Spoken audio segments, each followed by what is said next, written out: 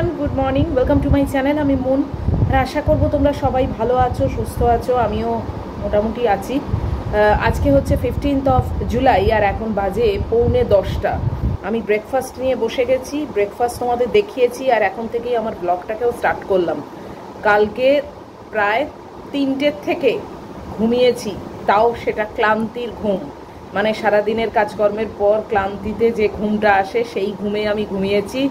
3টে অবধি পুরো ছটফট করেছি, এত গরম ঘরের মধ্যে, মানে কি বলবো। আর রোজ রোজ নেগেটিভ কথা না বলতেও আমার ভালো লাগে না, বাট তোমরা আমার পরিবার আর আমি মেকি কিছু করতে বা দেখাতে একদমই পছন্দ করি না এবং পারিও না, সত্যি কথা। তাই যেটা হয় সেটাই তোমাদের সামনে তুলে ধরি। ভীষণ মাথা ধরে গেছিল জানো আজকে সকালে, মানে 3টের থেকে ঘুমিয়েছি, আবার 5টা নাগাদ ঘুম ভেঙে গেছে। তখন আবার 5টার সময় উঠে আবার শুয়ে, তখন মনে হলো ঠিক আছে 5টা তো বাজে, সারা রাত তো সেরকম ঘুম হয়নি, আর একটু ঘুমোই, উঠে পড়বো, ঠিক 5:45-6টার মধ্যে উঠে পড়বো। সেইটা ঘুম ভেঙেছে 6:20, তাড়াক করে উঠে পড়েছি। মাথা পুরো জাম হয়ে, জানো মানে ভালোই লাগছিল না কিছু, মানে পুরো একটা মানে মাথাটা যেন মনে ভার হয়ে আছে। তাও ভাবলাম যে একবার ওষুধ খেয়ে নেবো একটা মাথা ধরার, তারপর বললাম না, দেখি ওই চাটা খাই, তারপর দেখি কি হয় না হয়। তারপরে চাটা খেয়ে ঠিক আছে, মানে মোটামুটি আস্তে আস্তে দেখলাম একটু কমলো, বাট ঠিক জুৎসই নেই। আর ওই জন্য সকালবেলা না ব্লগটাকে স্টার্টও করিনি, ভেবেছিলাম যে একটু ঠিক হোক। কেননা দেখো, তোমাদের সামনে এসে কেবল এই হচ্ছে আর ওই হচ্ছে না, আমার বলতে একদমই ভালো লাগে না, কিন্তু কি করব বলো, লাইফটা হঠাৎ করেই কীরকম যেন একটা ওলট পালটভাবেই চলছে। তো সেটাই তোমাদের সঙ্গে শেয়ার করি, যা হয় তাই বলি। তো ওই জন্যে সকাল থেকে আর কিছুই করিনি। আর কালকের মানে আমার আজকের রান্না বলছি, কালকে সেই পোস্ত করা ছিল, তোমরা তো এখন অলরেডি ভিডিও পেয়ে গেছো। তো সেই পোস্ত একটুখানি আছে, আর একটু অরিগ্যানো পোট্যাটো করেছি, আর একটা লেগ পিস, ওই লেগ পিস না কি বলে ওটাকে, ড্রামস্টিক, একটা ড্রামস্টিক দিয়ে একটু তন্দুরি কড়ায় বসিয়ে রেখে এসেছি। এক্ষুনি গিয়ে গ্যাসটাকে অফ করব, বাস ওই দিয়ে আমি শুকনো শুকনো করে ভাত খেয়ে নেবো। আর কিচ্ছু করতে ইচ্ছে করছে না রান্না বান্না, জানো। ভেবেছিলাম একবার আউটসোর্স করে নেবো, তারপর ভাবলাম না, পোস্তটা তাহলে ফেলে দিতে হবে না, নষ্ট হয়ে যাবে। তার থেকে পোস্ত যখন আছেই, মানে খানিকটা এগোনো আছে, আর একটা কিছু করি। তো ওই একটু অরিগ্যানো পোট্যাটো করেছি, আর ওই একটু করে, আর বসে বসে গুড্ডির সঙ্গে একটু চ্যাটিং চুটিং করলাম, করে আবার উঠলাম আর কি। উঠে ওইটুকুই শুধু করেছি। ম্যাগির মাংস হয়েছে, ভাতও এখনও গালিনি, সব রয়েছে, গ্যাসগুলো অফ করা। আমি এসেছি এই ব্রেকফাস্ট নিয়ে। ব্রেকফাস্ট তো দেখছোই, এটা ঝাল চিঁড়ে শসা, টমেটো, আদা কুচি, পেঁয়াজ কুচি এইসব দিয়ে মাখিয়েছি। তো এটাই আমার আজকের ব্রেকফাস্ট। মানে এত গরম হচ্ছে কি বলবো, জানো তো, এটা আমার নিজের বলতেও খুব খারাপ লাগে যে এসি এটা একটা লাক্সারি এখন কিন্তু নয়, জানো তো, এটা একটা নেসেসিটি হয়ে গেছে। এবার হ্যাঁ, অনেকেই বলবে যে আমার তো এসি নেই, আমার বাড়িতে তো এসি নেই, আমরা কি আর শুচ্ছি না, আমরা কি আর ঘুমোচ্ছি না, আমাদের কি গরম হচ্ছে না। দেখো, একটা কোনো ব্যাপারে না যখন সেটা অভ্যেসে দাঁড়িয়ে যায়, তখন না সিস্টেমটাই পাল্টে যায়। অবশ্যই আমার মারও কিন্তু কোনোদিন বাড়িতে এসি ছিল না, কিন্তু মারও প্রচণ্ড গরম হতো, কিন্তু তাই বলে কি মার দিন কাটেনি? ঠিকই কেটেছে। এবং আমি যখন ওখানে যেতাম, মানে প্রচণ্ড কষ্ট হতো। মুখের সামনে একটা ছোট মার রান্নাঘরে পাখা ছিল, সেইটাকে নিয়ে এসে শুতাম, কিন্তু তাও মনে হতো মার সঙ্গে তো সময় কাটাচ্ছি, ঠিক আছে ম্যানেজ করি, একদিন দুদিনের ব্যাপার। মানে অভ্যেস একবার যদি তোমার কোনো জিনিসে হয়ে যায় না, সেইটা বাদ দিয়ে তখন লাইফস্টাইলটা কাটানোটা খুব টাফ হয়ে যায়, খুব টাফ হয়ে যায়। সত্যি যদি আমি কোনোদিনই এসির মানে স্বাদ না পেতাম, তাহলে হয়তো এই প্রবলেমটা আমার হতো না। সবাই অনেকেই শুতে পারে, অনেকের বাড়িতেই এসি নেই, আমিও শুতে পারতাম, এমন কিছু ব্যাপার হতো না, মরে তো যেতাম না। কিন্তু এখন কি হয়েছে বলো তো, এসির স্বাদটা পেয়ে গেছি, তো এখন এসিটা না পেলে না অসম্ভব লাগে, অসম্ভব। কালকে কিছুতে ঘুমোতেই পারছি না, জানো, মানে অনেক চেষ্টা করছি, অনেক কিছু নিজেকে বোঝাচ্ছিলাম যে দেখো, অনেকেরই তো বাড়িতে এসি নেই, তারা কি ঘুমোয় না? তারাও তো সারাদিনের কাজকর্মের পর ঘুমোয়, তো আমিও ঘুমোই, কেন পারবো না? আমি তো ছোটবেলা থেকে এসিতে মানুষও হইনি, এসি ছাড়াই তো বড় হয়েছি। কিছুতেই পাচ্ছি আর না, জানো, মানে দরদর করে ঘামছি, ম্যাগুটাও হ্যাঁ হ্যাঁ হ্যাঁ হ্যাঁ করছে, মানে ও যে হ্যাঁ হ্যাঁ করছে সেই আওয়াজটা আমি খাট থেকে পাচ্ছি, জানো? ও তো খাটে ছিলই না, এসি থাকলে তবেই ও খাটে ওঠে। কালকে একবার খাটে উঠেছিল ভুলবশত, পট করে নেবে গেল, মানে 1 মিনিটের মধ্যেই ও নেবে গেল। জানি আমি পারবে না ও। কি অবস্থা হয়েছে না আজকে, মানে দেখি একটু বেলার দিকে আবার ভদ্রলোককে একবার কল করব যে কবে দেবেন আপনি, এইরকম অবস্থা দেখি, দেখা যাক। ওনার আজকে এমনি আমাকে ফোন করার কথা, মানে কিরম চার্জ না লাগবে না লাগবে, কতদিন লাগবে, এইসব ইত্যাদি ইনফরমেশনগুলো দেওয়ার জন্য ওনার আজকে আমাকে ফোন করার কথা। কিন্তু আমি তো এইটুকু মানে জানি ওনার তরফ থেকে কোনো ফোন আসবে না, তো আমাকেই করতে হবে, আমার তাগিদ আমার তাড়া আমাকেই করতে হবে, তো আমিই করব, কিছু করার নেই। দাঁড়াও আমি আগে তন্দুরি চিকেনের কড়াটার যে গ্যাসটা না ওটাকে বন্ধ করে আসি, না হলে ওটা যদি আবার পুড়ে যায় ওটাও একটা গেল। এক্ষুনি আসছি, দাঁড়াও ওয়েট করো। গ্যাসটাকে বন্ধ করে দিয়ে এলাম। আগে না সকালবেলা বলো বা আবার সন্ধ্যের থেকে বলো, মনে হতো উফ কখন সব কিছু সেরে টেরে ঘরে যাব, এসিতে একটু আরাম করব। এখন মানে আতঙ্ক লাগে, জানো? মনে হয় ঘর থেকে এই এলাকাটা বোধহয় একটু বেটার, যে একটু হাওয়া আছে। আর আজকে এমনিও একটু হাওয়া আছে, একটু উইন্ডি আছে। দেখছি এক একজন আমাকে লিখছো যে গুড্ডির ঘরে তো এসি আছে, তুমি গুড্ডির ঘরে শো যতক্ষণ না এসিটা সারানো হচ্ছে না। এই কথাটা আমাকে আগেও অনেকে লিখেছো, এর উত্তর আমি আগেও দিয়েছি, আবারও দিচ্ছি। গুড্ডির ঘরেও এসি আছে এবং এই ঘরে যেখানে মা থাকতো সেই ঘরেও এসি আছে। আমার 3টে বেডরুমেই 3টে এসি। কিন্তু কি বলতো, গুড্ডির ঘরের খাটটা এতটা লো না, আমি ওরকম শুতে পারি না। আর তারপরে ম্যাগির না একটা সেট আপের ব্যাপার আছে, ও অভ্যস্ত আমার ঘরে শুতে। আমি এটাও আগেও বলেছিলাম যে একদিন গুড্ডি ওকে নিয়ে এসেছিল, ও আসতে চেয়েছিল, মানে ভেবেছিল যে দিদির কাছে শুই, তো নিয়ে এসেছিল। তারপরে মানে সারাটা রাত গুড্ডি ঘুমোতে পারেনি, ও ঘুমোতে পারেনি, মানে ও ছটফট করেছে বেরোবার জন্যে, আর মানে পুরো ম্যাসাকার রাত্রিটা। তো যে কারণে ওর একটা সেট আপ আছে, ও রাত্রিটা ওই ঘরেতেই কমফোর্টেবল, ওর অভ্যেস হয়ে গেছে, সেই ছোট্টর থেকে ও ওই ঘরেই শোয়। তো এখন হঠাৎ এই ঘরে না আমি পারবো ঘুমোতে, না ও পারবে ঘুমোতে। আর আমি না অত লো খাটের মধ্যে শুতে পারি না, আমার অসুবিধে হয়। তারপরে কি বলতো, ঘুমানোর সময়টা না সবসময় নিজের খাট একটা অন্য জিনিস। এগুলো যত মানে যাই বলি না কেন যে মেন্টাল ব্যাপার, কিন্তু তাও না মুশকিল আছে। আর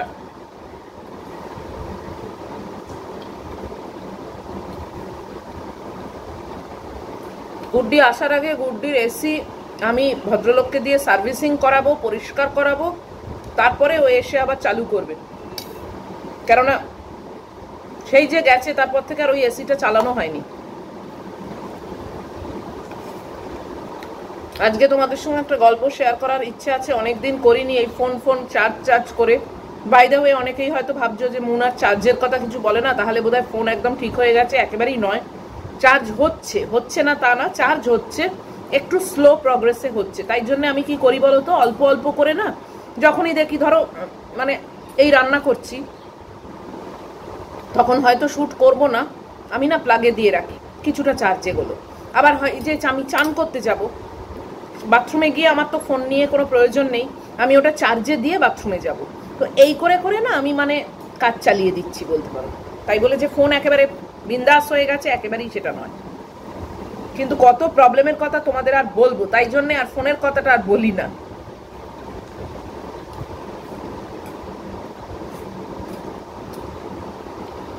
সেদিনে গুড্ডিকে বলছিলাম যে একের পর এক এরকম প্রবলেম এসেই যাচ্ছে। এই যে এসিটা, ও বললো দেখো 2-3 দিনের মধ্যে তো সারিয়ে দেবে। আরে হ্যাঁ, সেটা হয়তো সারিয়ে দিল, ওটা প্রবলেমটা মিটে গেল। What next? আবার একটা কি আসবে আমি কিন্তু জানি না, এবং আসবে যে না এটাও আমি বিশ্বাস করি না এখন আর। কেননা এইভাবেই চলছে, একের পর এক আবার কি আসে, মানে একটা আতঙ্ক আমার হয়ে গেছে, জানো তো, যে এইটা মিটলো মানে মেটালাম, ফের আবার আর একটা কি এসে যাবে। ওফ, যাই হোক, চলো, এই ছিঁড়ে বাদাম ফাদাম ছোলা ভাজা সব আছে, তো এটা চিবোতে চিবোতে কথা বলা যাচ্ছে না। তো আমি এখন ক্যামেরাটা বন্ধ করব, বন্ধ করে আমি এটা খাবো, খেয়ে তারপরে আমি যাব চান করতে। চান টান করে এসে তোমাদেরকে আজকে একটা স্টোরি পড়ে শোনাবো। আমি তোমাদেরকে স্টোরি পাঠাতে বলেছিলাম, এখন না আমি একটু স্থগিত রাখছি। আমি এখন বারণ করছি কেউ আর স্টোরি পাঠিও না, কেননা আমি এখন মোবাইলে অতক্ষণ ধরে স্টোরি পড়ার মতো অবস্থায় নেই। মানে চার্জটা কমে যাচ্ছে, তো যে কারণে আমার অলরেডি পেন্ডিং বেশ কয়েকজনের স্টোরি রয়েছে যেগুলো কিন্তু আমি এখনো পড়ে উঠতে পারিনি। তাই জন্য আমার নিজেরই খারাপ লাগছে যে আমি তোমাদের বললাম, এদিকে তোমরাও পাঠাচ্ছ আশা করে, এবার আমি তোমাদের নাম দিয়ে সেই যে স্টোরিটা শেয়ার করব সেটা পাচ্ছি না। কি করব বলো, ফোনটার জন্য মানে আমি কথা বলেও আর সেটাকে আর মেটাতে পারছি না। তো তাই জন্য আমি খুবই সরি, তোমাদেরকে এখন বারণ করছি, তোমরা এক্ষুনি আর স্টোরি পাঠিও না। আবার আমার সব কিছু ঠিক হলে আমি নিশ্চয়ই বলবো, তখন তোমরা পাঠাবে, তোমাদেরগুলো আবার নাম দিয়ে আমি নিশ্চয়ই পড়বো। এখন ফর দ্য টাইম বিং একটু বন্ধ থাক। চলো আমি খেয়ে নিয়ে তারপরে আবার আসছি। না কথা বলা যাচ্ছে না খাওয়া যাচ্ছে, এটা আবার নিউড়ে যাচ্ছে বসে বসে, কেননা পেঁয়াজ টেয়াজ দিয়ে মাখিয়েছি তো আবার খেতে খেতেও কথা বলতে পারছি না, তো দুদিকেই মানে আটকে গেছি। তো এখন রাখছি, এটা বন্ধ করছি, তারপরে আবার আসবো। 11:10 আমি চান টান করে ম্যাগিকে খেতে দিয়ে বসেছি ফ্যাব্রিকের কাজ করব বলে। এই যে একটা কালো কুর্তি, এটা অর্ডার আছে, তো সেটা করব এখন। তার আগে তোমাদের যেরকম বলেছিলাম যে একটা গল্প পড়ে শোনাবো, সেটাই শোনাচ্ছি।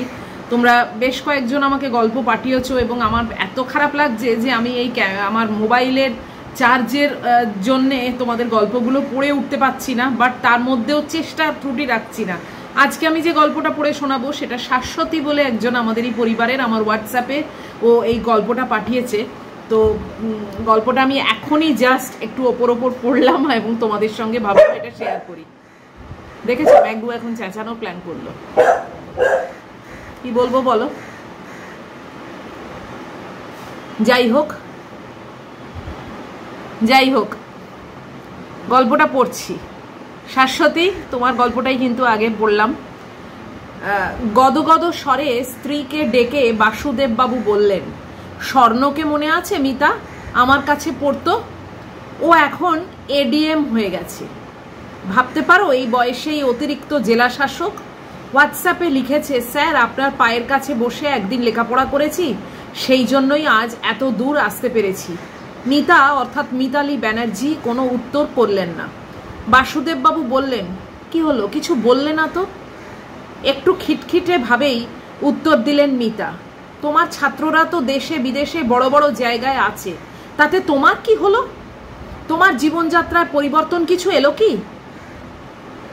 কোথায় কোন ছাত্রর কি হয়েছে তুমি একেবারে আহ্লাদে আটখানা। তুমি কি পেলে বলো তো? সমস্ত আবেগগুলো হঠাৎ উধাও হয়ে গেল বাসুদেব বাবুর মন থেকে। মনে হলো অনেক কথা। প্রায় 36 বছর আগে বিএসসি পাশ করেই চাকরি পেয়ে গিয়েছিলেন ভবতারিণী উচ্চ বিদ্যালয়ে। চাকরি করতে করতেই বিএড করেছিলেন, কিন্তু এমএসসি আর করা হয়ে ওঠেনি। যদিও অঙ্কের শিক্ষক হিসেবে তার বিপুল প্রসার, বিস্তর নামডাক। ক্লাস 5 থেকে একেবারে 12 পর্যন্তই ক্লাস নিতে হয় তাকে। যদিও সরকারি নিয়ম অনুসারে 11-12 ক্লাস নিতে হলে মাস্টার্স ডিগ্রি প্রয়োজন, যাগ্গে সে কথা। হাতে ধরে অঙ্ক শিখিয়েছেন বহু ছাত্রকে, তারা নানান জায়গায় সুপ্রতিষ্ঠিত, কিন্তু তিনি আজও এই গ্র্যাজুয়েট স্কেলেই রয়ে গেলেন। সত্যি তো, কি পেলেন তিনি? তাকে নিয়ে কোনো হুটার বাজানো গাড়ি রাজপথে চলে না। তিনি এসে দাঁড়ালে কোনো আধিকারিক সসম্ভ্রমে দাঁড়িয়ে ওঠে না। মনটা বেশ দমেই গেল বাসুদেববাবুর। রাত্রে ঘুমের ওষুধ খেয়ে ঘুমোতে হয়। আজ ওষুধ খেয়েও ঠিক মতো যেন ঘুম এলো না। হয়তো ভোরের দিকে চোখ লেগে গিয়েছিল। সকাল সকালই উঠতে হলো। এখন তীব্র দাবদাহের কারণে কয়েকদিন ধরে মর্নিং স্কুল চলছে। সকাল 6:45 হাজিরা, সকাল 6:30 নাগাদ বেরোতে হবে। পরিষ্কার পরিচ্ছন্ন হয়ে সাইকেল নিয়ে এগিয়ে গেলেন স্কুলের দিকে। স্কুলে ঢুকতেই সব ভুলে গেলেন বাসুদেববাবু। প্রাপ্তি অপ্রাপ্তির কথা কিছুই আর মনে এলো না। প্রায় 1000 খানেক ছাত্র কলকল করছে চারিদিকে।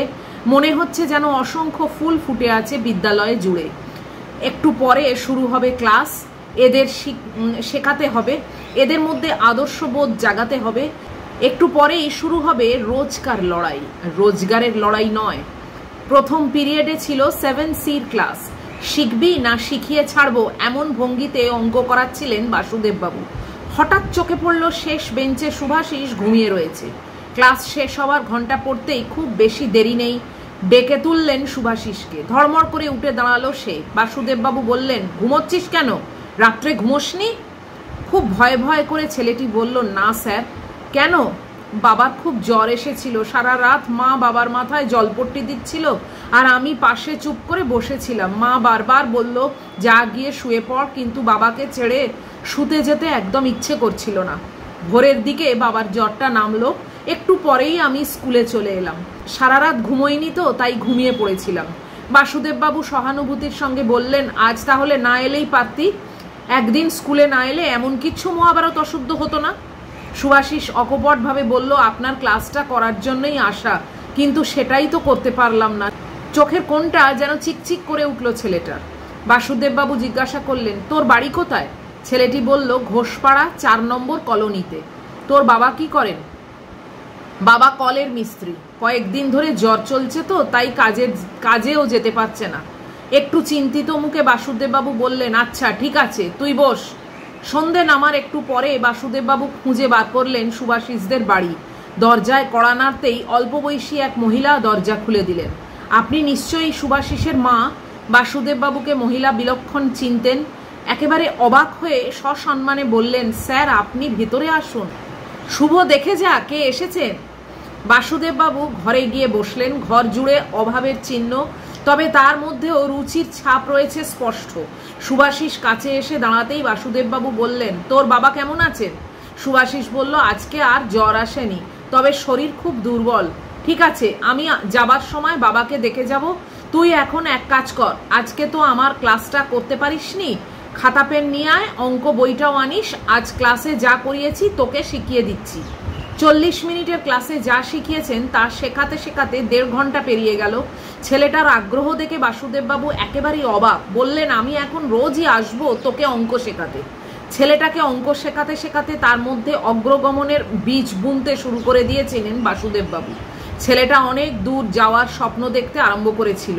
একদিন বাসুদেববাবু বললেন, তোর সবচেয়ে প্রিয় বিষয় কোনটা রে? শুভাশিস বলল, অঙ্ক আর অঙ্কন। ভালো বলেছিস তো, দুটোই চালিয়ে নিয়ে যেতে হবে একসাথে। অঙ্কের সঙ্গে অঙ্কনের কোনো বিরোধ নেই। বেশ চলছিল লেখাপড়া, বেশ চলছিল অঙ্কন শিখানো। হঠাৎ অগাস্টের মাঝামাঝি গুরুতর অসুস্থ হয়ে পড়ল শুভাশিস। ডাক্তাররা ঠিক মতো ধরতে পারলেন না রোগটা।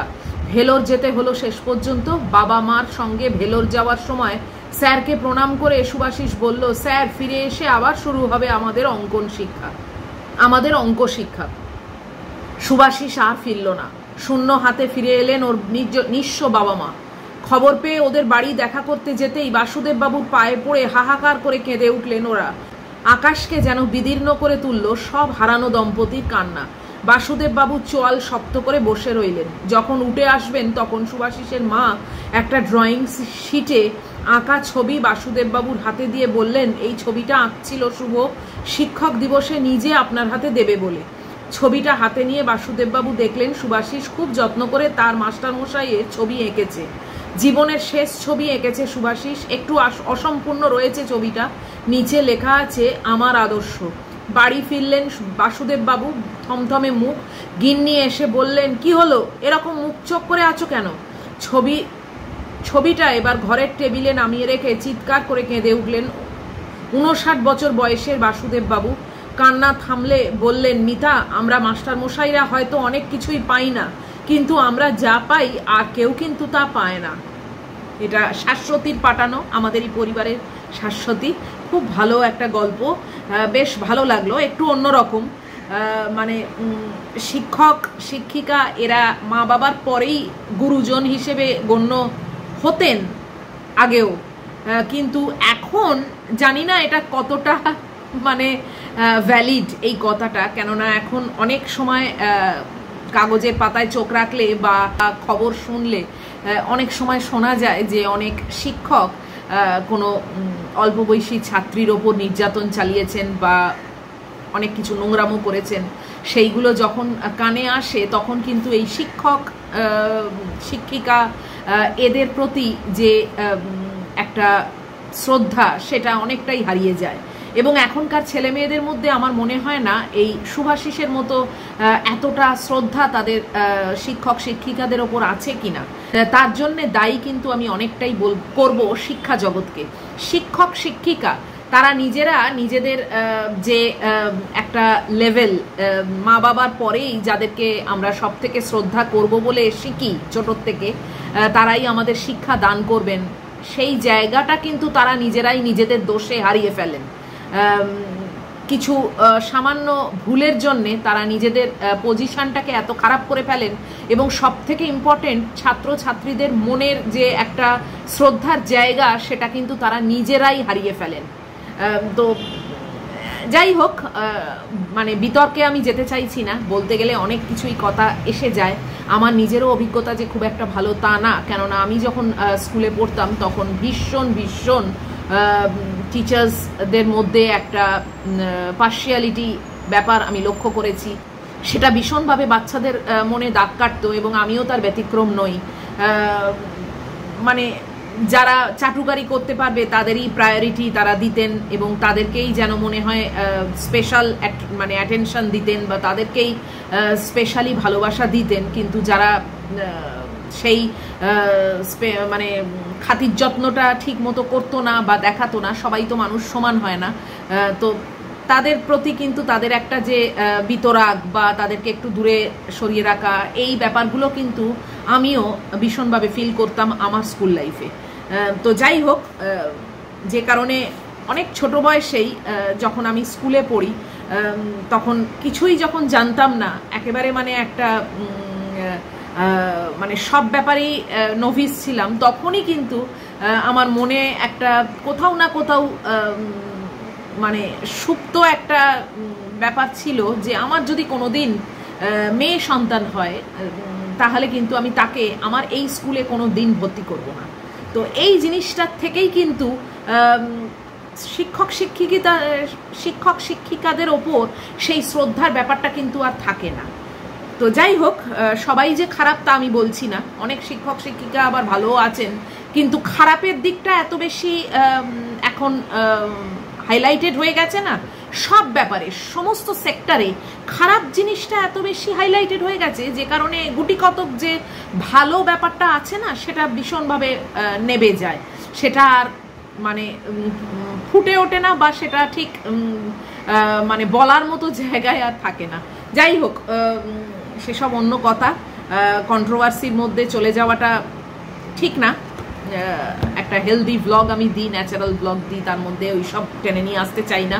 আর আমার স্কুল লাইফ সে তো বহুকাল আগে চলে গেছে, আমার মেয়েকে আমি সেই স্কুলে ভর্তিও করিনি, থ্যাংক গড। যাই হোক, তো যাই হোক, ওসব দরকার নেই আর টেনে। তো চলো আজকের মতন আমি ভিডিওটাকে শেষ করে দিচ্ছি। জানো তো, আজকে এই গল্প আমার নিজের কথা এবং এই গল্প এই দিয়েই ভরানো থাকলো। আজকে খুব একটা যে মাথাটা ঠিক আছে তা নেই, মাথা ঠিক আছে মানে ওই যে মাথাটা একটু ভার টাইপের হয়ে আছে। যদিও আমি চেষ্টা করছি ফ্যাব্রিকের কাজটা নিয়ে বসতে, কেননা এটার একটা ডেডলাইন আছে, তার মধ্যে আমাকে এটা ডেলিভারি করতে হবে। তো জানি না কতদূর কি করতে পারবো, দেখা যাক, যতটা পারি করব, তারপরে বন্ধ করে রেখে দেবো। আসলে ঠিক প্রপার ঘুমটা না হলে যা হয় আর কি, দেখা যাক। ভদ্রলোককে কল করব যিনি পাটটা কালকে নিয়ে গেলেন, উনি কি বলেন দেখি। কতদিন আমার এখনো এই গরমে মানে শুতে হবে সেটাও জানি না। লোকনাথ বাবার মনে যেটা ইচ্ছে আছে সেটাই নিশ্চয়ই হবে এবং আমিও প্রস্তুত থাকছি সবসময়তেই ওয়ার্স্টের জন্যে। তো দেখা যাক। তো চলো আজকের মতো এই ভিডিওটা শেষ করছি। যদি তোমাদের আজকের ভিডিও ভালো লাগে তাহলে প্লিজ একটা লাইক, শেয়ার, কমেন্টটা সাবস্ক্রাইব করো। সব ঠিকঠাক থাকলে তাহলে অবশ্যই নিশ্চয়ই আশা করব আবার ফ্রেশ মাইন্ডে আবার তোমাদের সামনে চলে আসবো। তো টিল দেন তোমরা খুব ভালো থাকবে, সাবধানে থাকবে। Love you all.